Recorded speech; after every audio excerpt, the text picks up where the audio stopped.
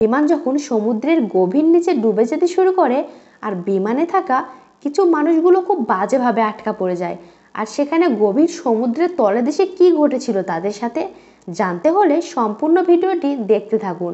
আর চ্যানেলে যদি নতুন হয়ে থাকেন অবশ্যই সাবস্ক্রাইব করুন। তো হ্যালো ফ্রেন্ডস, মুভির শুরুতে দেখা যায় কিছু ব্যস্ত মানুষ লস অ্যাঞ্জেলেসের একটি এয়ারপোর্টে ভিড় জমাতে শুরু করে। তারা সবাই কেবো নামে একটা রিসোর্টে যাওয়ার উদ্দেশ্যে এখানে এসেছে। সবাই সবার প্রয়োজনীয় জিনিসপত্র নিয়ে এয়ারপোর্টে অবস্থান করছে।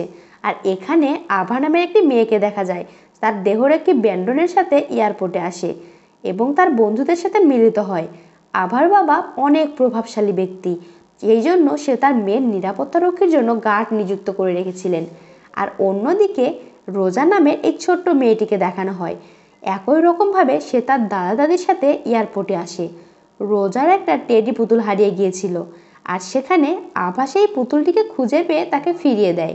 আর এতে করে রোজা আর তার দাদু ভীষণ খুশি হয়ে যায়। আর হারিয়ে যাওয়া পুতুল খুঁজে দেওয়ায় আভার সাথে তাদের আলাপ হয়। রোজা আর তার দাদু জানায় তারাও কেবো রিসোর্টে যাওয়ার জন্য অপেক্ষা করছে। আর সেখানে অবশেষে একে একে সবাই বিমানের ভিতরে প্রবেশ করে। আর এখানে বিভিন্ন জায়গা থেকে আসা বিভিন্ন পেশার মানুষ অবস্থান করছে এবং সবাই সবার প্রয়োজনীয় জিনিসপত্র নিয়ে নিজেদের আসন গ্রহণ করে। আর এরপর বিমান থেকে কেবো রিসোর্টের উদ্দেশ্যে যাত্রা শুরু হয়। এয়ার হোস্টেস সবাইকে নিরাপত্তার জন্য সিট বেল্ট ব্যবহার করার নির্দেশ দেয়। তাছাড়া যে কোনো দুর্ঘটনার জন্য লাইফ জ্যাকেট, অক্সিজেন মাস্ক ইত্যাদি ব্যবহার করার জন্য সঠিক নিয়ম জানিয়ে দেওয়া হয়। কিন্তু এদিকে আবার বন্ধুরা তা নিয়ে হাসি তামাশা করতে থাকে। আর আভা তাদেরকে নিষেধ করলো আর তারা এয়ার হোস্টেসকে নিয়ে বিভিন্নভাবে কটূক্তি করতে থাকে। আর এবার বিমানটি আকাশপথে পাড়ি দেয় এবং বেশ কিছু সময় পর এয়ার হোস্টেস যা সবার জন্য হালকা খাবার নিয়ে আসে। আভার তার বন্ধুরা কিছু খাবার গ্রহণ করে এবং বিমান যাত্রায় খুব আনন্দ করতে থাকে। আর প্রথম দিকে সব কিছু ঠিকঠাক চলছিল এবং যাত্রীরাও অনেক আনন্দিত ছিল। কিন্তু হঠাৎ করে একটি ঝাঁকুনি দিয়ে বিমান কাঁপতে শুরু করে। আর আচমকা এরকম হয় সবাই অনেক ভয় পেয়ে যায়। দেখা যায় এক ঝাঁক পাখি বিমানের পাখার ভিতরে ঢুকে পড়ে, কিন্তু স্বাভাবিকভাবে ধরে নেয় যে পাখির কারণে এটা হয়েছে। আর তার অ্যানাউন্সমেন্ট শুনে সবাই স্থির নিঃশ্বাস ফেলে। আর রোজা নামের এই ছোট্ট মেয়েটা তার দাদা দাদির সাথে জানালার কাছে বসেছিল। সে লক্ষ্য করে বিমানের পাখা প্রচণ্ড কাঁপছে আর কিছুক্ষণের মধ্যে সেটাতে আগুন ধরে যেতে দেখে। আর রোজা তখন তার দাদা দাদিকে বিষয়টি বললে তারা খুব ভয় পেয়ে যায়। আর এদিকে পাইলট সবাইকে সতর্ক করে দেয় এবং নিরাপত্তার জন্য সিট বেল্ট ব্যবহার করতে বলে। এবং মুহূর্তের মধ্যেই বিমানের পাখার বিভিন্ন অংশগুলো আগুনে খুলে পড়তে থাকে। আর এটা দেখে বিমানে থাকা সমস্ত যাত্রীরা একেবারে আতঙ্কিত হয়ে যায়।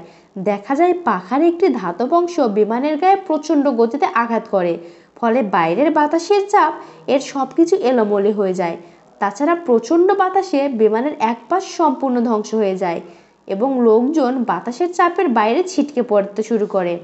পাইলট সহ বেশ কয়েকজন মারা যায় এবং বিমানটি প্রশান্ত মহাসাগরের উপরে আছড়ে পড়ে। বিমানে থাকা বাকি লোকজন আস্তে আস্তে ডুবে যেতে থাকে। আর গভীর পানির নিচে এভাবে ডুবে যেতে দেখে সবাই আতঙ্কিত হয়ে যায়। আর বিমানটি বিশাল সাগরের নিচে অবস্থান করে এবং সেখানে আটকে থাকা পাথরখণ্ডগুলো তারা বিশাল সাগরের তলদেশে আটকে যায়। ভেতরে বাতাস আবদ্ধ হয়ে থাকার কারণে কোনো রকমে বেঁচে ছিল আভা ও তার বন্ধুরা। আর তারা দেখতে পায় বিমানের সামনের দিকটা সম্পূর্ণরূপে ডুবে গেছে। আর ব্রোডন সেখানে রোজা এবং তার দাদা দাদিকে উদ্ধার করে ওপরে তুলে আনে। আর রোজার দাদির ফুসফুসে পানি চলে যাওয়ায় তার দম বন্ধ হয়ে গিয়েছিল। তাই এয়ার হোস্টেস ড্যানিয়েলও তাকে বাঁচানোর জন্য বুকে চাপ দিতে থাকে এবং বেশ কিছু সময় পর সে বেঁচে ওঠে। রোজার দাদু সেখানে মারা গিয়েছিল, তাই সে তার দাদুকে জড়িয়ে ধরে অনেক কাঁদতে শুরু করে। আর তাছাড়া খুব বাজেভাবে আটকা পড়ায় আভা ও তার বন্ধুরা ভীষণভাবে ভেঙে পড়ে। ব্রেডন তখন সবাইকে সাহস দিয়ে বলে তাদের অবশ্যই এখান থেকে বের হতে হবে এবং উদ্ধারের জন্য অপেক্ষা করতে হবে, কারণ বিমানটি ধ্বংস হওয়ার আগে পাইলট অবশ্যই সাহায্যের জন্য যোগাযোগ করেছিল। তাই সে সবাইকে বেঁচে থাকার জন্য এমার্জেন্সি অক্সিজেন ব্যবহার করতে বলে। কিন্তু বিমানে থাকা অক্সিজেনের ট্যাঙ্কগুলো খালি ছিল। রোজার দাদু তখন জানায় যাত্রীদের মধ্যে একজন রোগী অক্সিজেন ট্যাঙ্ক নিয়ে বিমানে উঠেছিল। তাই ব্রেডন সেটা নিয়ে আসার সিদ্ধান্ত নেয় এবং পানিতে ডুব দেয়। আর এরপর সে মৃত লোকটার কাছ থেকে অক্সিজেন ট্যাঙ্ক সংগ্রহ করে এবং ফিরে আসার সময় সেখানে বিমানের ধ্বংসাবশেষ দেখতে পায়। আর ঠিক তখনই একটি শাক তাদেরকে আক্রমণ করে আর সে বাঁচার জন্য প্রাণপণ চেষ্টা করতে থাকে এবং গুরুতর আহত হয়ে কোনো রকমে ফিরে আসে। সে অক্সিজেনের ট্যাঙ্কটা তাদের কাছে ফিরিয়ে দেয় আর ঠিক তখনই সে তাকে আবার আক্রমণ করে এবং পানির নিচে টেনে নিয়ে যায় আর শাকটা বেরনকে খেয়ে ফেলে। আর এটা দেখে সবাই ভীষণভাবে ঘাবড়ে যায়। আর এদিকে বের হওয়ার কোনো উপায় না পেয়ে তারা ভিতরের দিকে অবস্থান করে এবং সাহায্যের জন্য অপেক্ষা করতে থাকে। বিমানটি আছড়ে পড়ার সময় আবার বন্ধু কাইলের হাত ভেঙে গিয়েছিল। রোজার দাদির পেশায় একজন সেনাবাহিনীর নার্স ছিলেন, তাই সে তার হাত ভাঙা প্রাথমিক চিকিৎসা করে দেয় আর সে এটাতে কিছুটা সুস্থ অনুভব করে। আর তারপরে তারা সেখান থেকে কিভাবে বের হবে তা নিয়ে চিন্তায় পড়ে যায়। আর তাছাড়া বিশাল এই শাকটা মাঝে মাঝে বিধ্বস্ত বিমানে আঘাত করছিল এবং আশপাশে ঘোরাঘুরি করছিল।